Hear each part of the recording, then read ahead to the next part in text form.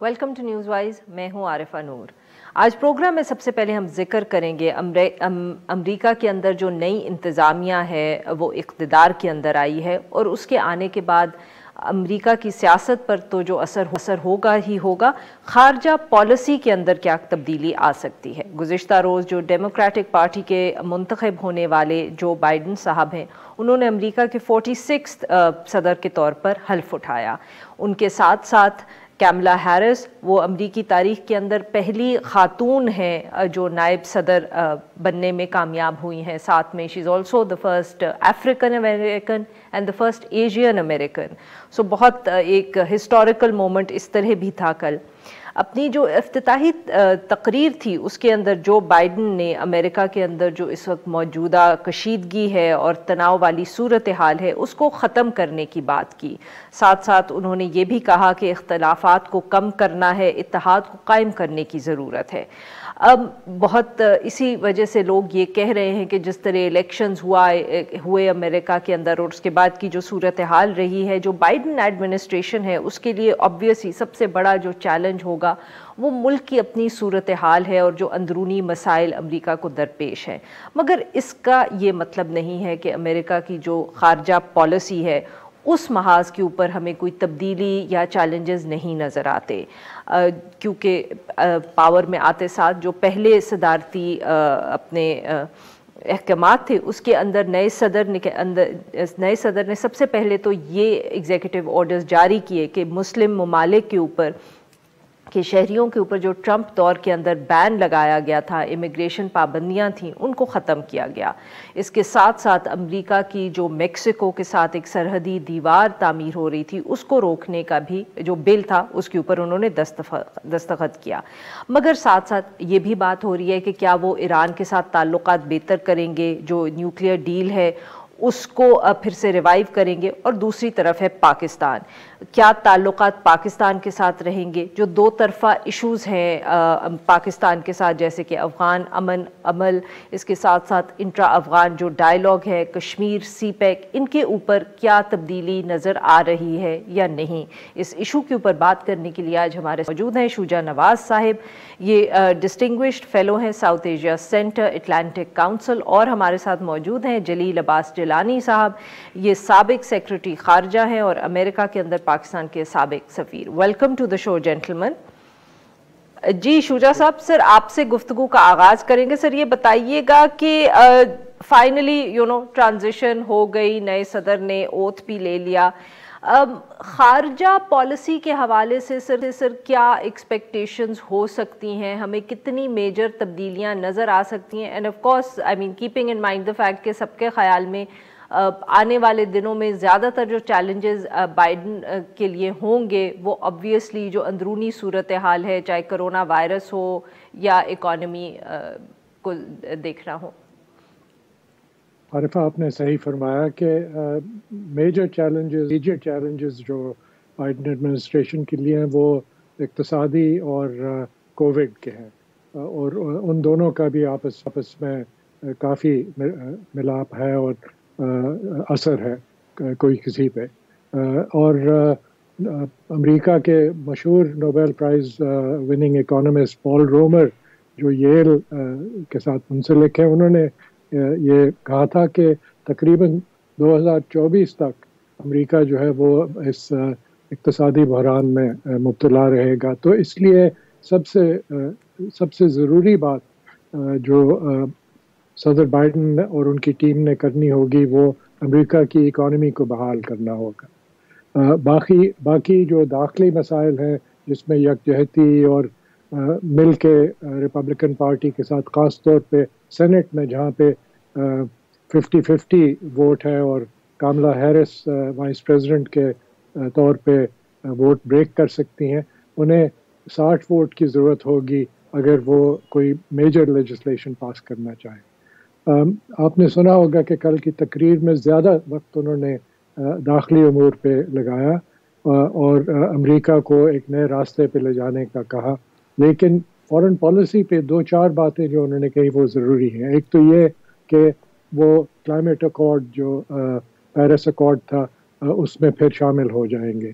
उसके अलावा ईरान के साथ बातचीत फिर शुरू होगी ताकि वो पुरानी जो एग्रीमेंट है उसको बेहतर बना के और उसको बहाल किया जाए।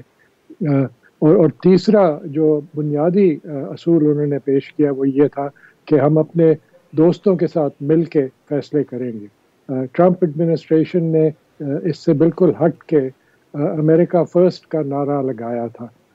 तो इसलिए दुनिया भर में और पाकिस्तान में भी जाहिर है ख्याल ये होगा कि हम जो है वो बहुत ज़रूरी हैं अमेरिका के लिए, लेकिन सबसे पहले अमेरिका को अपने घर को दुरुस्त करना होगा और फिर दुनिया की बातें होंगी। मैं समझता हूँ अगला साल या 2 साल जो है वो लग जाएंगे ये तब्दीलियाँ आने में।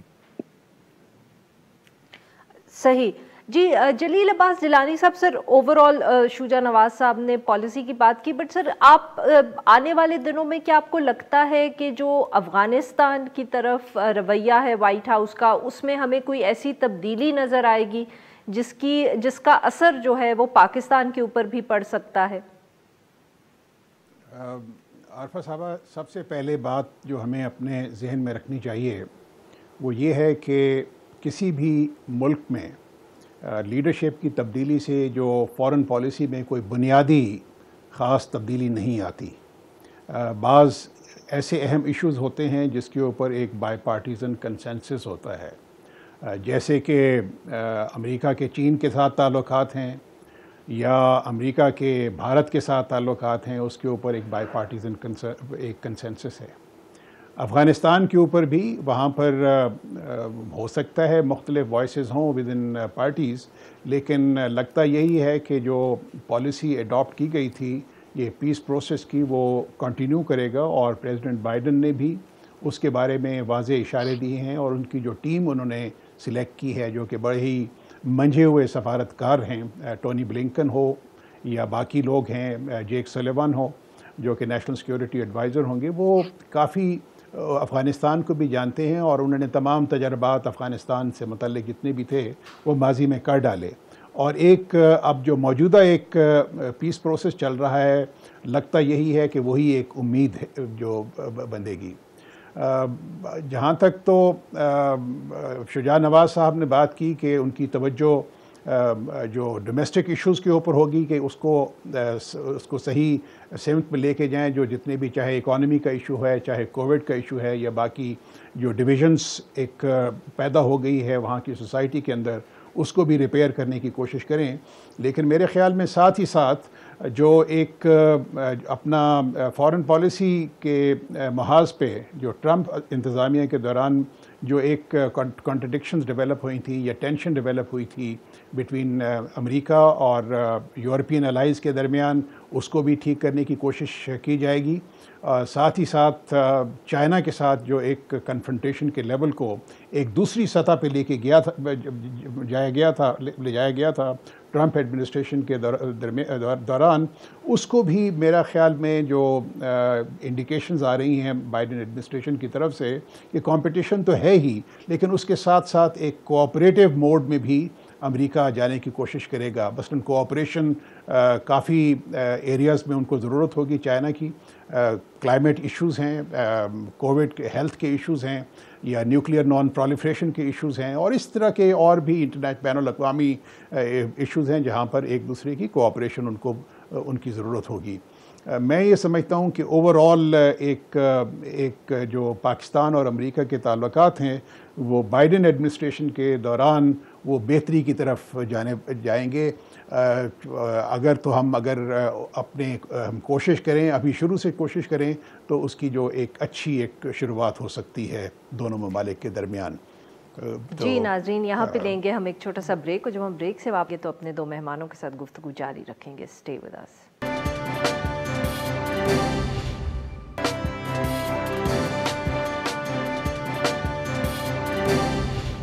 वेलकम बैक नाज़रीन, हम गुफ्तगू करें शुजा नवाज साहब से और जलील अब्बास जिलानी साहब से और हम बात कर रहे हैं कि अमेरिका के अंदर एडमिनिस्ट्रेशन अगर तब्दील हुई है तो उसका पाकिस्तान अमेरिका ताल्लुकात पे क्या असर पड़ सकता है।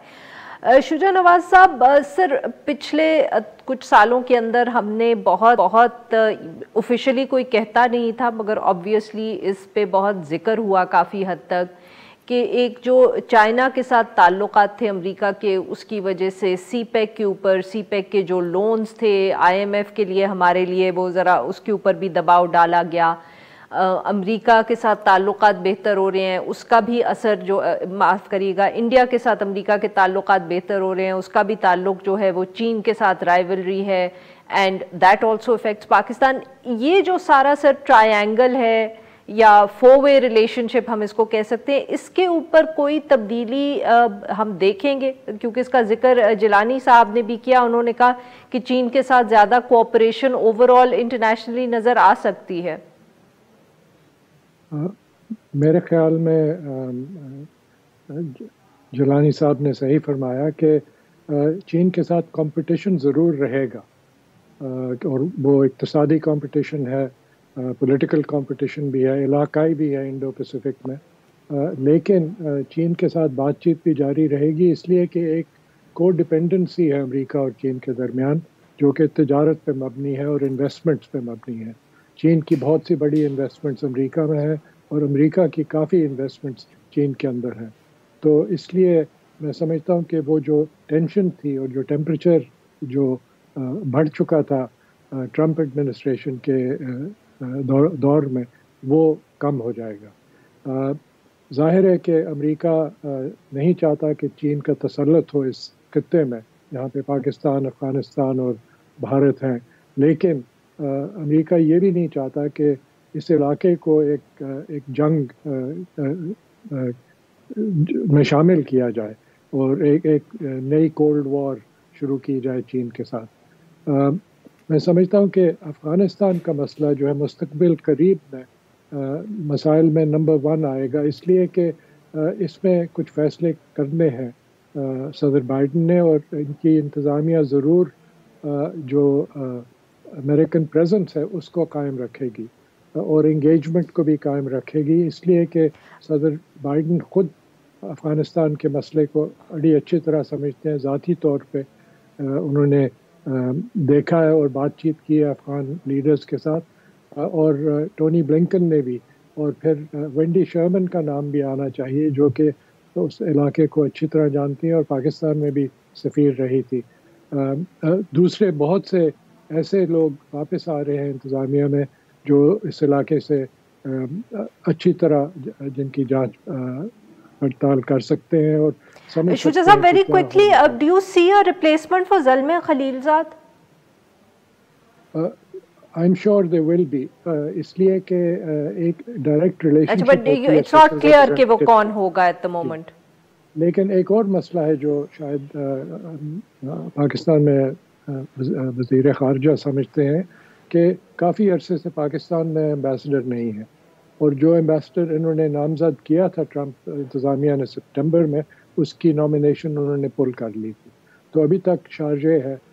دوسرا افغانستان میں بھی راس ویلسن جو ہے وہ ریٹائرڈ ایمبیسڈر تھے، انہیں بلایا گیا تھا واپس، وہ ہمارے ساتھی تھے اٹلانٹک کاؤنسل میں.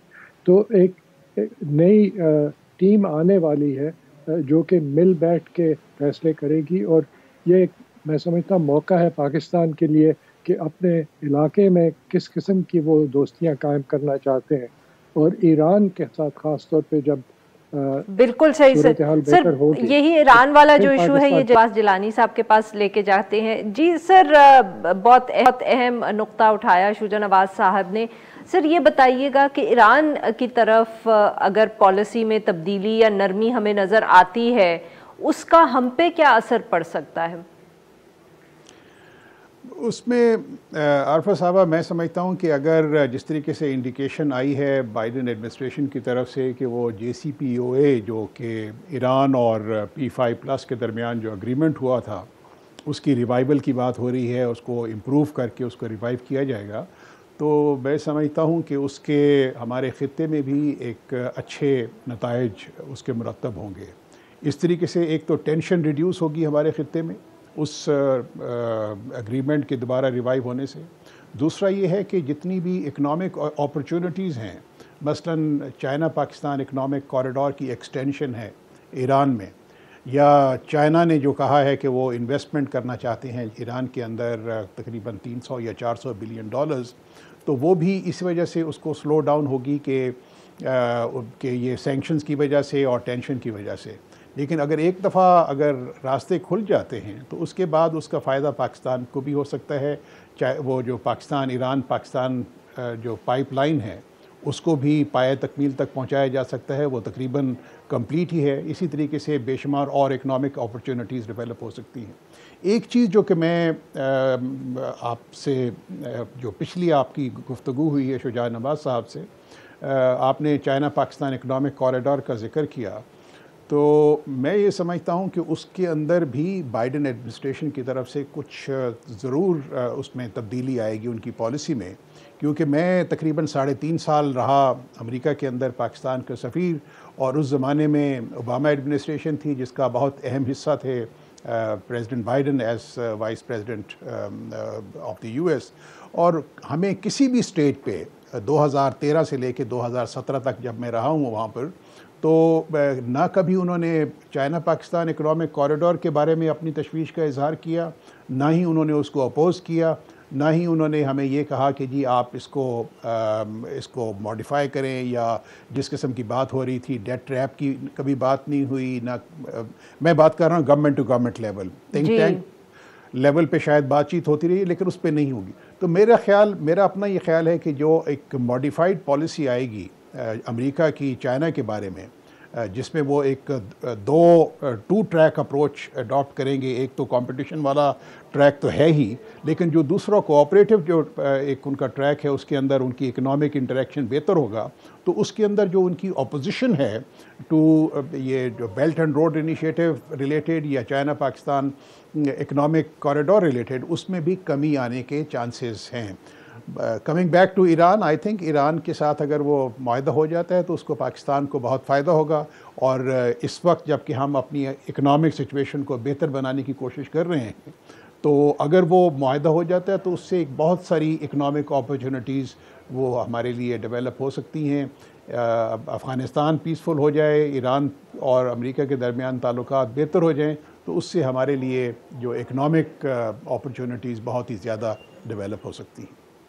بہت بہت شکریہ ہمارے دو مہمانوں کا، انہوں نے ہمارے جی سر جی سر فرمائیں۔ جہاں تک مسئلہ ہے، پاکستان کو چاہیے کہ وہ کھل کے امریکن انویسٹرز کو شامل کرے سی پیک میں، اور اس طریقے سے بزنس ٹو بزنس ریلیشن شپ قائم ہو، اور جو جلیل صاحب نے فرمایا کہ ایران کے ساتھ تجارت بہتر ہو سکتی ہے، اس وقت تجارت کا لیول بہت کم ہے، مشکل سے 360 ملین ڈالر سالانہ تجارت ہوتی ہے ایران کے ساتھ۔ اگر سینکشنز ختم ہو جائیں تو پھر یہ تجارت جو ہے یہ 2-3-4 بلین تک جا سکتی ہے۔ اس میں ایران کا بھی فائدہ ہوگا، پاکستان کا بھی، اور ایران کا افغانستان میں امریکہ کو مدد مل سکتی ہے۔ بہت بہت شکریہ ہمارے دو مہمانوں کا، شکریہ انہوں نے ہمارے ساتھ گفتگو کی۔ ناظرین یہاں پہ لیں گے ایک چھوٹا سا بریک، اور جب ہم بریک سے واپس آئیں گے تو ہم بات کریں گے جو سول سروسز ریفارم ہے اور حکومت اس حوالے سے کیا دیکھ رہی ہے۔ اسٹے ود اس۔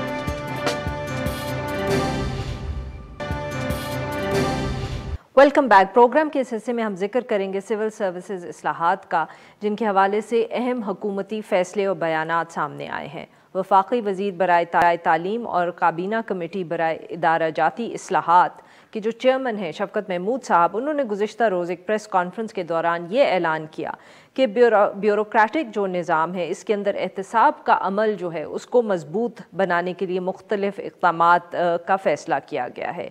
جیسے کہ انہوں نے کہا کہ اگر کسی بھی بیوروکریٹ کے خلاف کوئی فوجداری یا نیب کا مقدمہ ہے تو اس کی جو ترقی ہے وہ کیس سے بری ہونے تک مؤخر کی جائے گی۔ اس کے ساتھ ساتھ جو نئے رولز ہیں ان کے تحت نیب کے ساتھ اگر پلی بارگین کیا ہے کسی بیوروکریٹ یا سرکاری افسر نے تو اس کو ملازمت سے برخاست کرنے کا آپشن بھی اب انٹروڈیوس کیا جائے گا، تاکہ اس کے ساتھ ساتھ ان کے خلاف اگر کوئی محکمانہ کاروائیاں ہو رہی ہیں تو ایک مخصوص ٹائم فریم بھی طے کر دیا گیا ہے جس کے اندر وہ انکوائری جو ہے مکمل ہو کے کارروائی بھی ہوگی۔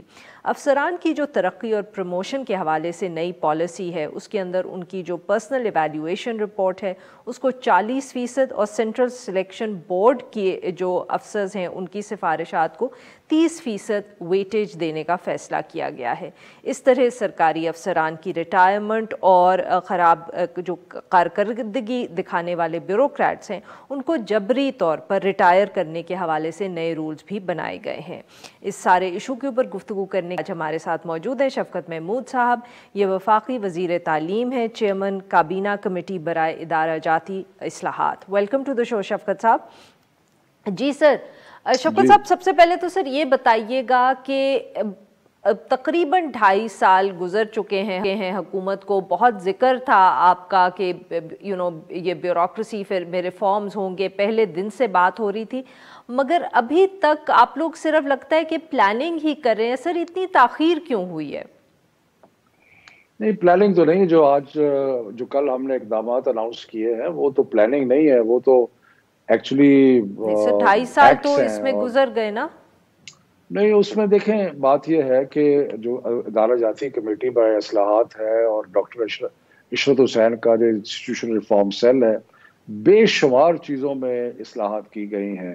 ریلویز کی ریسٹرکچرنگ کی گئی ہے، پی آئی اے کے بارے میں اسٹڈیز کی گئی ہے، حکومتی جو منسٹریز ہیں ان کے بارے میں بہت ساری چیزیں کی گئی ہیں۔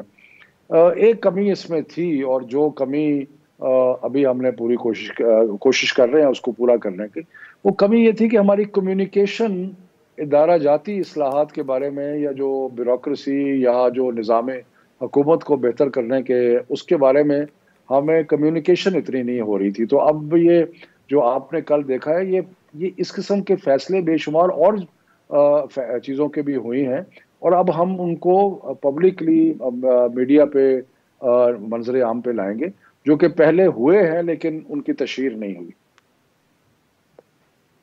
صحیح۔ اچھا سر، اب دوسری یہ بتائیے گا کہ آبویسلی جس طرح آپ کی پریس کانفرنس ہوئی بہت زیادہ اس اہمیت دی گئی، جو آپ نے باتیں کی آبویسلی احتساب کے حوالے سے، تو سر کیا یہ سب سے اہم پہلو ہوگا جو آپ ریفارمز لا رہے ہیں بیوروکریسی کے اندر؟ کیونکہ اور بھی پہلے جو گفتگو ہوتی تھی اس کے اندر کہا جاتا تھا کہ اسپیشلائزیشن کی بہت ضرورت ہے، ان ایشوز کے انڈکشن کیسے ہوگی اور بہتر ٹیلنٹ کیسے لایا جائے۔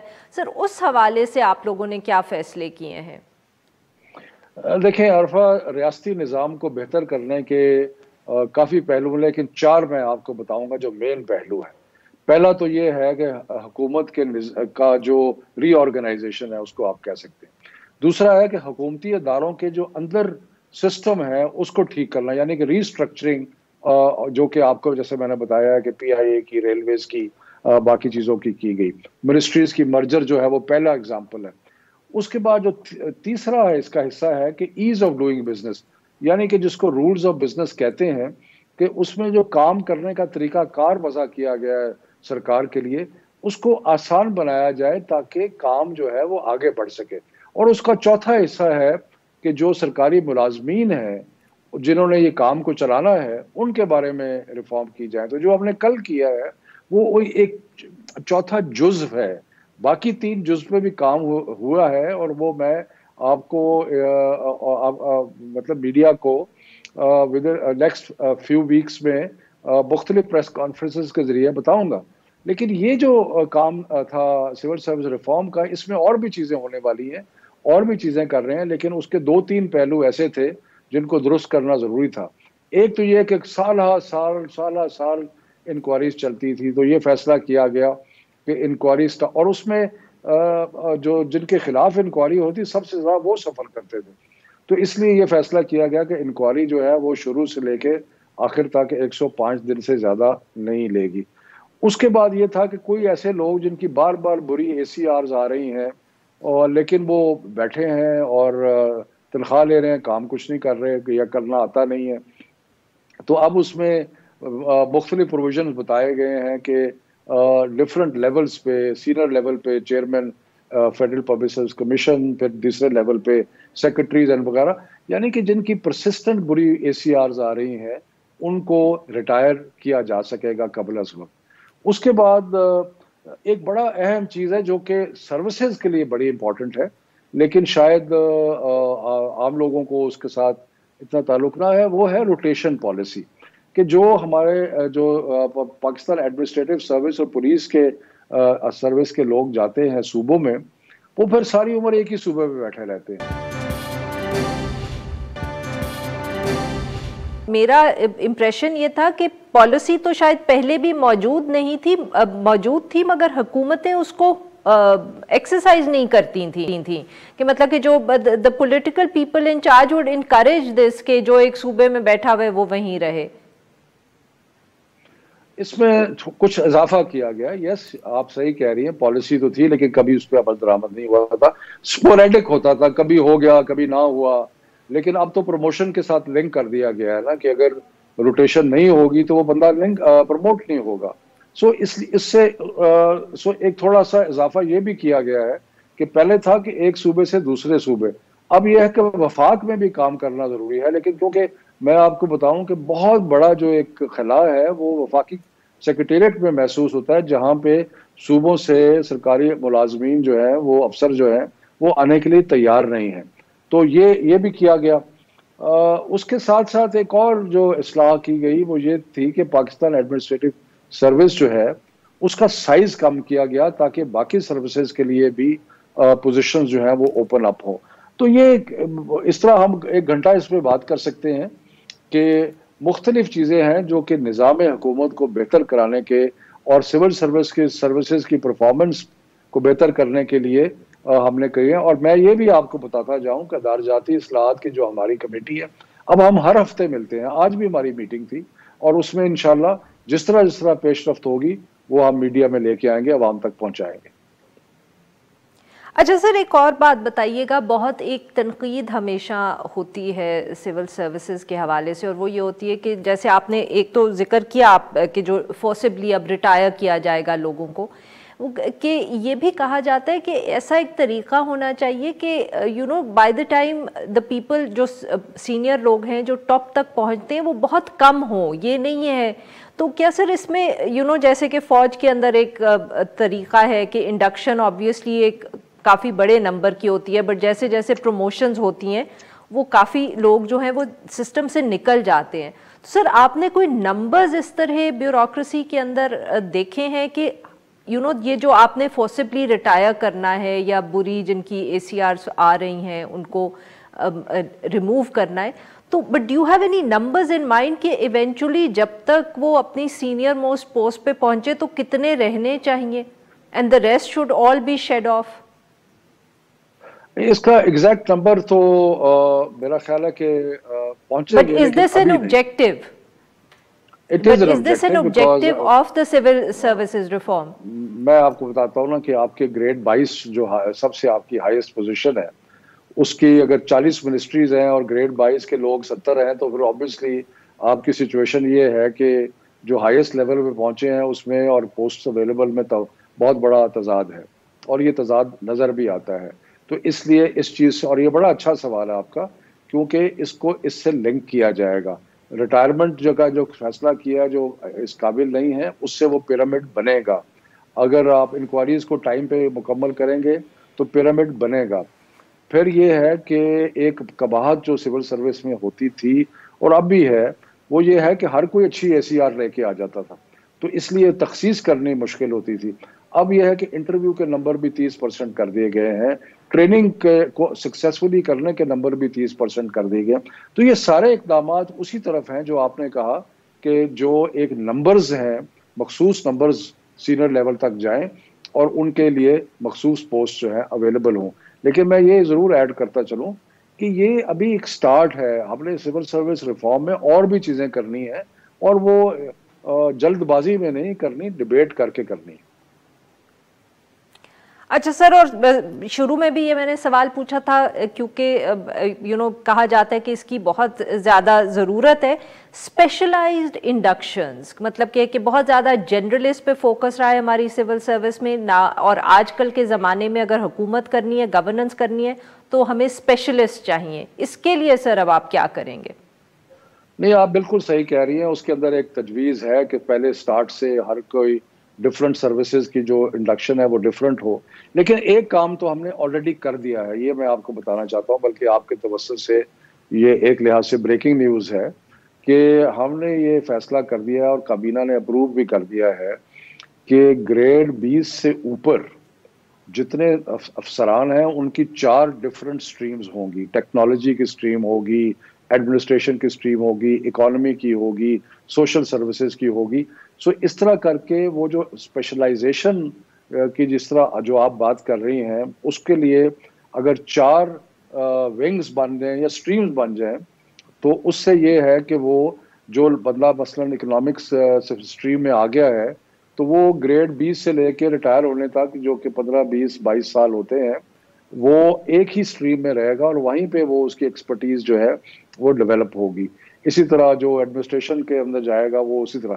سو یہ تو کام ہم نے آلریڈی 4 سٹریم بنانے کا کر دیا ہے, لیکن کیا یہ انڈکشن لیول پہ ہو, سٹارٹ سے ہو, وہ اس کا ابھی ڈیبیٹ جاری ہے. اس میں 2 آراء ہیں, کچھ کہتے ہیں کہ شروع میں جرنلسٹ لوگ ہونے چاہیے, بعد میں اسپیشلائزیشن ہو, کچھ کہتے ہیں کہ اسپیشلائزیشن شروع سے ہو. تو یہ ڈیبیٹ جاری ہے. بہت بہت سر آپ نے ہم سے بات کی. ناظرین آج کے لیے بس اتنا ہی. We'll be back tomorrow at the same time.